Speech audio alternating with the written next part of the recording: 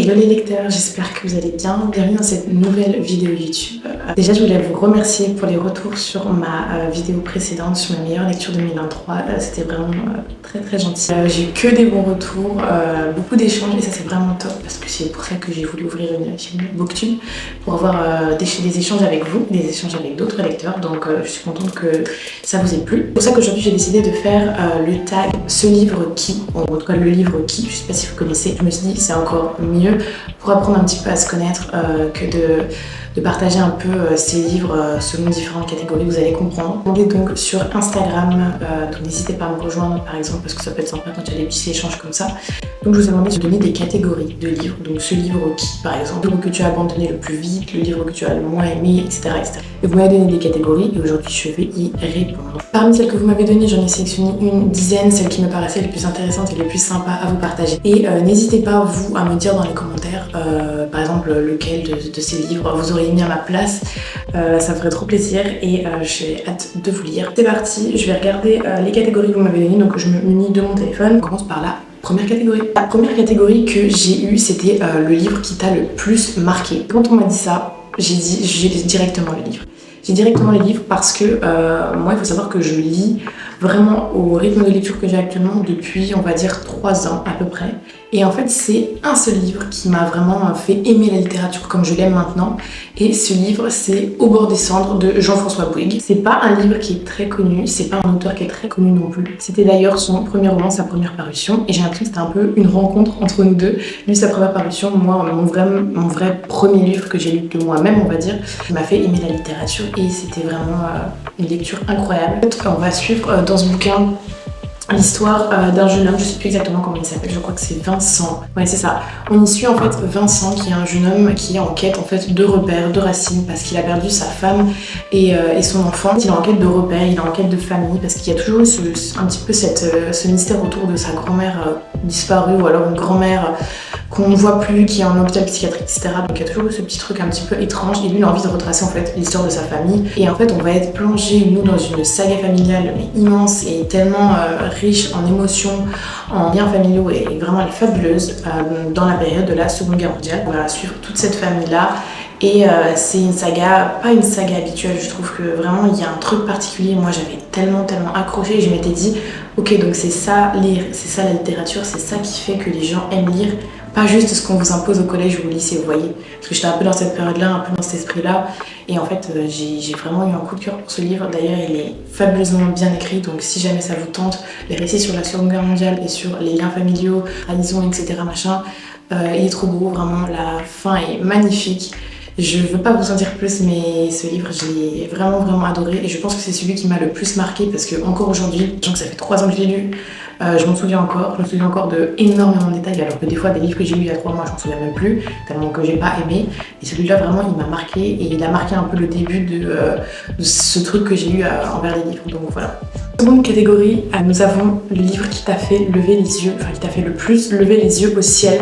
Et là, j'ai vraiment eu un livre qui m'est venu tout de suite et j'ai pensé, vous allez me dire, mais comment ça? C'est La lettre d'amour interdite de Lucinda Riley. Ce livre, comment vous dire? Je ne connaissais pas du tout Lucinda Riley avant de lire ce livre. Je voyais passer en fait beaucoup de choses autour de sa saga et cette sœur, etc. Et en fait, j'avais vu en librairie et je voulais le lire avec une copine de Buxa. Donc Emma, si tu passes par là, je sais que tu te souviens de cette lecture commune. Mais on a lu ce livre en lecture commune et ça a été une catastrophe.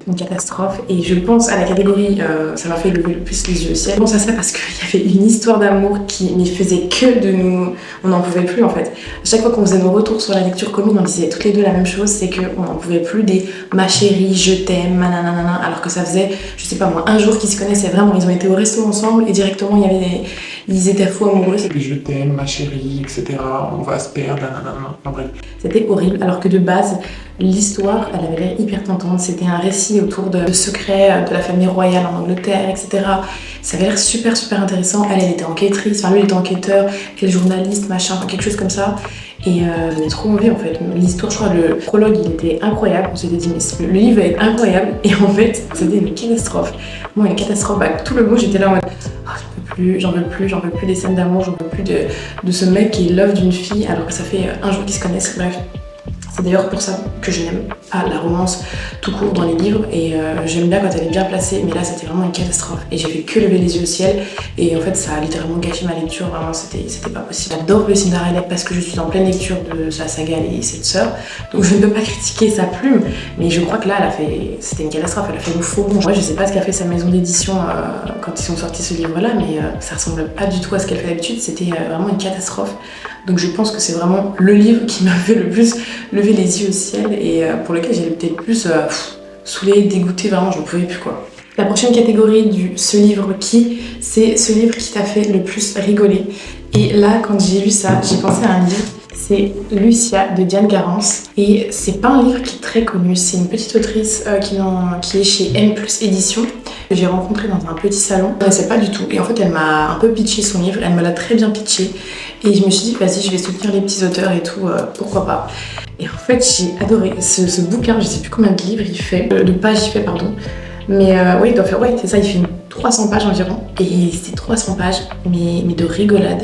De rigolade parce qu'elle a créé un personnage, mais complètement loufoque, mais avec des expressions, des délires. C'était vraiment incroyable. Et pour le coup, je pense que c'est l'un des livres pour lesquels j'ai le plus vraiment rigolé, mais au sens propre du terme. C'est-à-dire que devant ma lecture, je me tapais littéralement des barres parce qu'il était extrêmement drôle. C'est frais, c'est vraiment trop bien. En gros, c'est le personnage de Lucia qui à la base est une comptable au chômage avec un mari qui s'en fiche un petit peu d'elle, elle dit qui lui plaît plus en fait, qui est dans une routine un petit peu. En même temps, elle est bien dans son cocon et en fait, on vient à lui proposer un travail d'enquêtrice. Bon, c'est clairement pas réaliste, mais justement, faut rentrer dans le délire. Mais en gros, on lui propose un poste d'assistante d'enquêtrice à la recherche de diamants perdus, je sais pas quoi. Un bazar comme ça. En fait, c'est hyper délirant. À la base, tu te dis, ouais, ça a l'air un peu bancal, le résumé, mais en fait, c'est juste de la grosse rigolade, mais bien faite.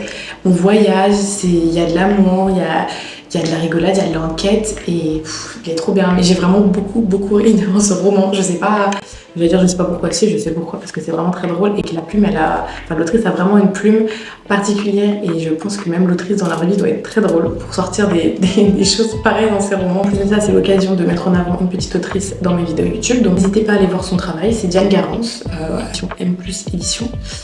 Et je sais qu'elle en a sorti d'autres, je crois que celui-ci il est en 3 tomes. Moi j'avais dit que je lirais peut-être un de ces autres tomes, justement quand je voudrais une lecture un petit peu rigolote qui vide la tête quoi.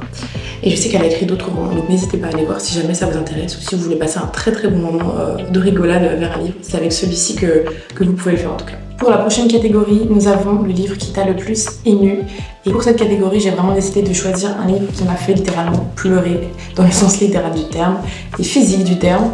Et j'ai choisi Dans le murmure des feuilles qui dansent de Agnès Leydig. Et je crois que sur cette chaîne, je ne vous ai pas encore parlé de cette autrice. Et il était grand temps parce que j'adore cette autrice et que je trouve qu'elle écrit des choses absolument fabuleuses, dont ce roman, qui est, il me semble, le premier roman que j'ai lu d'elle.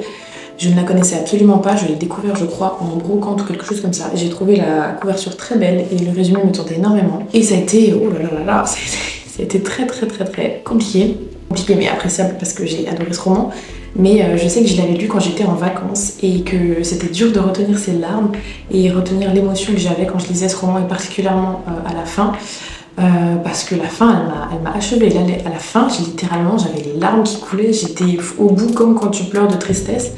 Mais là, c'était littéralement pour un bouquin. Et je crois que c'est l'une des seules fois que ça m'a fait ça. À ce point-là, je pense que c'est l'une des seules fois. Et à raison, parce que vraiment, cette autrice, elle écrit vraiment de très belles choses. J'en ai découvert des encore plus jolies et des encore plus fabuleuses que ce roman-là après. Mais voilà, ce roman, en fait, il traite de la maladie, et la maladie infantile particulièrement qui prédomine dans ce roman-là. En fait, on suit Anaëlle qui est en train d'écrire un roman et qui, pour la recherche de son roman, a besoin de contacter un procureur pour avoir un peu plus d'informations. Se crée un lien entre épistolaire, d'échange de lettres entre lui et cet homme, sachant que cet homme a plus de la cinquantaine et qu'elle a la vingtaine. Donc cette liaison est étrange, mais à côté de ça, on suit Thomas qui lui est menuisier et en fait qui alterne entre son travail qui est épuisant et les visites à l'hôpital pour aller voir son petit frère qui est atteint d'une grave maladie infantile. Je sais plus exactement la maladie, exact. Mais voilà, il alterne et il essaye de soutenir cet enfant. Et en gros, les deux histoires vont se lier et vont se lier parfaitement et ça va vraiment être très beau. Donc si vous cherchez un roman qui va vous faire pleurer tout ce que vous avez dans le corps, eh ben, lisez ce livre parce qu'il est très beau et parce que Agnès Ledig mérite beaucoup plus que ce qu'elle a en termes de visibilité, je trouve, même si elle est déjà très reconnue. Mais moi, je trouve qu'elle mérite encore plus. Voilà. Donc lisez Agnès Ledig, lisez Dans le murmure des feuilles qui dansent et pleurez à la fin. Voilà. J'espère que ce petit format vous plaît. Moi, j'adore les petits tags. Vraiment, il faudrait que j'en trouve d'autres, mais j'adore ça. En tout cas, pour la prochaine catégorie, nous avons le livre qui t'a fait le plus voyager. Et là, j'ai un livre en tête. Ça m'a pas fait voyager dans tout le monde entier, mais pourtant, ça m'a fait voyager en France. Et c'est ce roman. Qui ne connaît pas le roman de Mélissa d'Acosta, Tout le bleu du ciel? C'est le roman qui l'a fait, pour moi, exploser dans la sphère littéraire française. Ce roman, c'est une pépite et qui nous fait voyager parce que c'est littéralement un road trip en fait en France et un road trip en camping-car en plus. En fait, c'est bien plus qu'un road trip, mais à la base, si je vous parle de ce roman dans cette catégorie, c'est pour le côté voyage. Mais je pense qu'on a tous déjà vu ce roman sur les réseaux, en librairie, en bibliothèque.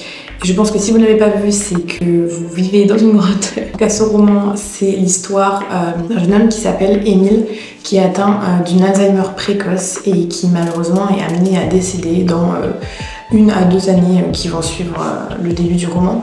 Et en fait, lui, il veut pas mourir dans un hôpital, il veut pas mourir en restant dans une chambre d'hôpital à attendre que la mort vienne le chercher pendant que les médecins essayent d'étudier son cas. Il a pas envie d'être un cobaye en fait, au grand dépit de ses parents qui aimeraient qu'il reste auprès d'eux. Lui, Émile, il a d'autres projets en tête, il a envie de voyage, il a envie de vivre les dernières expériences qu'il pourra vivre dans sa vie malheureusement. Et pour cela, il part sans prévenir personne et il décide de faire un road trip en camping-car dans toute la France, dans le sud de la France. Et pour cela, il va déposer une annonce sur Le Bon Coin, enfin c'est comme Le Bon Coin, sur un site de petite annonce. Et il y a une femme qui va répondre, une femme mystérieuse qui s'appelle Joanne, qui va répondre à l'annonce et qui va vouloir partir avec lui. Donc il ne connaît rien d'elle, ils ne se connaissent pas tous les deux, mais vont partir à l'aventure et nous on va les suivre dans ce périple qui est absolument fabuleux, avec une plume de Mélissa d'Acosta que je ne présente plus parce que je pense qu'elle a le succès qu'elle mérite. Et voilà, c'est vraiment une histoire fabuleuse.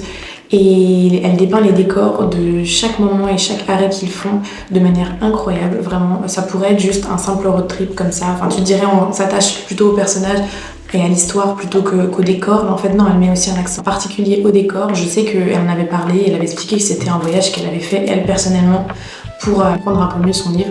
Et en fait, ça donne qu'une envie quand on lit ce livre, c'est de faire le même road trip qu'eux en fait.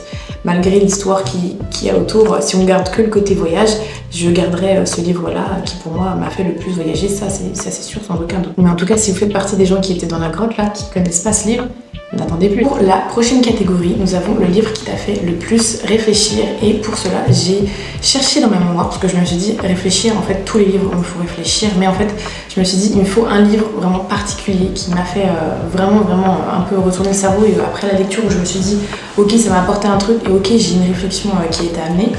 Et en fait, j'ai pensé à La ferme des animaux de George Orwell, que j'avais absolument adoré. J'avais peur en fait d'avoir des difficultés à le lire parce que j'avais lu 1984 de lui, qui est son grand livre connu de tous, que j'avais beaucoup aimé mais que j'avais trouvé parfois dur à lire.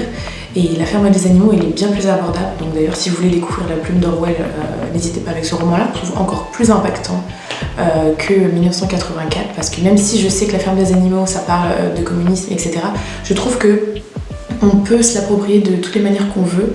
En fait, ça parle d'une ferme avec des fermiers basiques, des agriculteurs, etc. Où en fait, à un moment donné, les animaux vont prendre le dessus sur les humains et ils vont renverser la tendance. Et en fait, ça va être les animaux qui vont contrôler la ferme. C'est une réflexion sur la conscience animale, sur le fait, la conscience humaine et comment seraient les animaux s'ils devenaient des humains, etc. Enfin, il y a tout un truc, il y a une évolution aussi sur les animaux de caractère au fil du récit où tu les vois évoluer et devenir de plus en plus comme les humains parce que ils prennent les habitudes des humains, etc. Même au niveau du caractère, ils changent complètement au niveau des émotions et tout. Et ce roman est extrêmement intéressant et il amène énormément de réflexion. Donc vraiment, vous pouvez l'interpréter de la manière dont Orwell a voulu être interprété, donc n'hésitez pas à regarder. Mais vous pouvez aussi l'interpréter d'une manière d'une autre manière. Et moi j'ai aimé l'interpréter, le comprendre par rapport à la conscience animale et se rendre compte que si on se mettait à la place des animaux et inversement, qu'est-ce que ça deviendrait et qu'est-ce que ça apporte comme réflexion de se dire nous, en fait, est-ce qu'on considère les animaux de la bonne manière et est-ce qu'à la place, est-ce qu'on aimerait être traités comme eux le sont et donc voilà, ça c'est un roman très très intéressant. Bien sûr, 1984 et tout autant, mais c'est pas la même réflexion, c'est pas du tout la même chose. Et en tout cas, c'est un livre qui, je crois, fait une centaine de pages, voire peut-être 200, mais en tout cas, il est pas conséquent, il est très intéressant, il se lit très vite, donc n'hésitez pas si jamais ça vous intéresse. Ça peut être une lecture sympa en tout cas. Pour cette catégorie, je trouve qu'il correspond parfaitement. Alors, la prochaine catégorie, c'était le livre qui t'a le plus influencé, pour lequel tu as été le plus influencé pour l'acheter. Cette catégorie, je me suis direct dit, ok, donc c'est soit influencé positivement, soit influencé négativement. Et j'ai un livre qui m'est venu en tête où je me suis dit, en fait, oui, lui, j'ai été extrêmement influencée par les réseaux pour l'acheter parce qu'on le voyait partout. BookTok, Bookstagram, Booktube, on le voyait partout et tout le monde disait c'est incroyable, machin, c'est le livre du moment et tout. Je me suis dit, en fait, faut que j'y aille, faut que je le lise. Et j'ai été influencée négativement parce que c'est une catastrophe. Et il s'agit de Normal People de Sally Rooney. Je ne sais pas si vous connaissez ce roman, je pense que oui, parce que pareil, il a fait tabac sur les réseaux, mais pas tabac chez moi, pas du tout. Vraiment, j'ai détesté ce roman de A à Z, je l'ai trouvé vide de sens, vide d'intérêt. Et je l'ai juste, j'ai l'impression d'avoir perdu mon argent en fait, perdu mon argent dans un roman où c'est juste une histoire d'amour entre ados qui ne savent pas ce qu'ils veulent et qui se font la guerre pour rien, qui se créent des problèmes là où il n'y en a pas. Et moi, j'aurais pas envie de perdre mon temps dans des romans pareils, vraiment, j'ai pas du tout aimé. Et pourtant, j'aime pas donner des avis aussi négatifs, j'aime bien être contrastée, mais là, j'ai rien trouvé d'intéressant. Il n'apporte rien, ce roman, c'est tout le temps, c'est un cycle continu comme ça de ils s'entendent super bien, ça marche super bien entre eux et non, du coup il y a encore un truc qui font et ils se revoient des années plus tard, ça va mieux, ça va plus, au bout d'un moment c'est bon, la construction. Et bref, vous avez compris que ce roman je l'ai pas du tout aimé et j'ai été extrêmement influencée pour l'acheter. Je pense que si je l'avais pas vu sur les réseaux, je me serais même pas penchée dessus parce qu'en lisant la quatrième de couverture, ça m'intéresse pas. Et c'est pareil parce que ce roman il a été adapté en série. Et moi, même des gens qui ne lisaient pas, dont j'étais proche, me disaient faut que tu regardes la série ou que tu lises le livre. La série, elle est incroyable, c'est une histoire de fou, t'as jamais entendu ça, t'as jamais vu ça. Mais je ne comprends pas. Alors, je sais pas si on n'a pas lu le même livre. Moi, j'ai eu une édition où on n'a pas eu la même histoire. Mais moi, c'était nul. Enfin, j'ai pas du tout aimé. Je vais pas dire que c'était nul parce que chacun ses goûts. Mais vraiment, je sais pas. Donc, peut-être que vous avez aimé Sally Rooney, Normal People de Sally Rooney. Si c'est le cas, n'hésitez pas à me le dire. Je serais vraiment contente d'en parler parce que j'ai jamais compris ce qui s'est passé avec ce roman, mais ouais, c'est le roman pour lequel j'ai été le plus influencée et pour lequel ça a moins marché, quoi, vraiment. La prochaine catégorie, elle sera assez rapide, mais c'est le roman qui t'a fait le plus peur, et pour cela, j'ai eu du mal à trouver parce que je lis énormément de thrillers et de polars, donc Dieu sait comme les thrillers et les polars, c'est sanglant, ça fait peur. Donc j'ai eu beaucoup de mal à trouver et à en choisir un, mais je me suis dit je vais parler de La Saignée de Cédric Cyr parce que La Saignée, c'est comme son titre l'annonce, c'est quelque chose de sanglant, c'est un roman vraiment mais au gore du gore, et pourtant je lis pas de roman gore, mais celui-là c'est, je sais pas si on peut vraiment dire que c'est un roman gore parce que c'est pas comme ça qu'il est classé, mais j'ai trouvé tellement violent dans la description de la violence et tout, des sacrifices et je sais plus exactement ce qu'il y a, mais il est hyper violent ce roman et il m'a pas fait peur en mode j'ai eu vraiment de l'angoisse ou quoi, mais c'est plus parce qu'il était très très sanglant et en même temps très réaliste. Et donc ça faisait un peu ce truc là où t'as un peu la boule au ventre quand tu lis, tu te dis je suis pas à l'aise, pas très à l'aise. Mais voilà, donc on va dire qu'il m'a pas fait peur dans le sens du terme de j'ai eu peur, parce qu'en même temps bizarre d'avoir peur en lisant un livre. Mais ouais, ça m'a dégoûté, donc voilà, on va dire que c'est ça le livre qui m'a fait le plus peur. Catégorie suivante, et je pense que je vais me faire des ennemis avec ma réponse, mais c'est la catégorie sur le livre qui t'a le plus déçu. Et j'en ai vraiment un en tête, qui pourtant a fait tabac sur BookTok, Bookstar et tout, mais comme quoi ça me plaît pas à tout le monde, et je pense que moi c'est un genre qui ne me plaît pas, mais c'est La Faucheuse de Nelly Shusterman, et je pense que vraiment je vais me faire taper sur les doigts parce que beaucoup de monde l'ont adoré. J'ai pas vu beaucoup d'avis négatifs, mais pour moi c'était négatif de A à Z. Et de la dystopie, on va dire de la dystopie, voire même roman d'anticipation, je sais pas trop comment on peut dire, dystopie, young adulte, voire même jeunesse, je sais pas trop comment elle le classe. Le plot de départ, il est génial. Je vais vous le lire et vous allez me dire ok, ça a l'air top. Commandement du faucheur, tu tueras sans aucun parti pris, sans sectarisme et sans préméditation. Tu accorderas une année d'immunité à la famille de ceux qui ont accepté ta venue. Tu tueras la famille de ceux qui t'ont résisté. En gros, ce roman, il parle d'un monde où en fait la faucheuse existe comme personne, et même ce sont des gens pour lesquels ce sont leur métier, et les gens peuvent vivre plus longtemps, mais par contre si un jour t'as la faucheuse devant toi, et ben juste elle t'a choisi comme ça un peu par hasard et elle te tue, voilà. Le plot de base est bien, je le raconte mal parce que j'ai pas aimé ce livre, mais vraiment c'est une sorte d'école pour faucheuses en gros. Là il y a des complots, ils se rendent compte que la société n'est pas si parfaite que ça, que le régime n'est pas si bien que ça, que en fait il y a des failles, etc. Et c'était extrêmement prévisible. La plume je l'ai pas trouvée extraordinaire, je sais pas si c'est la traduction qui est mauvaise, mais j'ai pas accroché du tout. Moi, je me dis qu'il y a encore, je sais plus si c'est un autre tome ou 2 autres tomes, mais j'ai pas envie de lire la suite quoi. Pour moi ça a été vraiment une grosse déception parce que je m'attendais à beaucoup mieux, parce que quand les gens en parlaient c'était waouh, c'est la dystopie du moment, c'est incroyable, ça parle de la faucheuse, nanana. Pas du tout, voilà, je vous le dis, moi j'ai pas du tout aimé, donc si jamais vous cherchez une bonne dystopie, n'allez pas vers ce livre. Voilà, c'est honnête, je vous le dis, mais voilà, une grosse déception avec ce bouquin. Ça y est, on arrive à la dernière catégorie de ce classement de ce livre qui. C'est une catégorie que j'ai laissée parce que j'ai trouvé vachement rigolote. C'est la catégorie du livre le plus moche de ta bibliothèque. Et en fait, c'est pas le livre le plus moche, mais c'est vraiment le livre qui, récemment, je sais pas pourquoi, mais ça m'a fait tilter.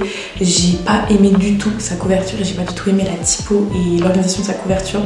Et du coup, je vous le présente, pourtant j'ai adoré son histoire et j'adore son autrice, mais il s'agit de Par la force des choses de Claire Norton. Donc voilà, le roman il se présente comme ça. Je pense qu'il y en a qui peuvent aimer, mais je sais pas pourquoi. Et j'en avais parlé d'ailleurs sur Instagram. Mais moi, la couverture ça m'avait choquée. Je m'étais dit, mais j'ai l'impression que je sais pas qui a fait ça.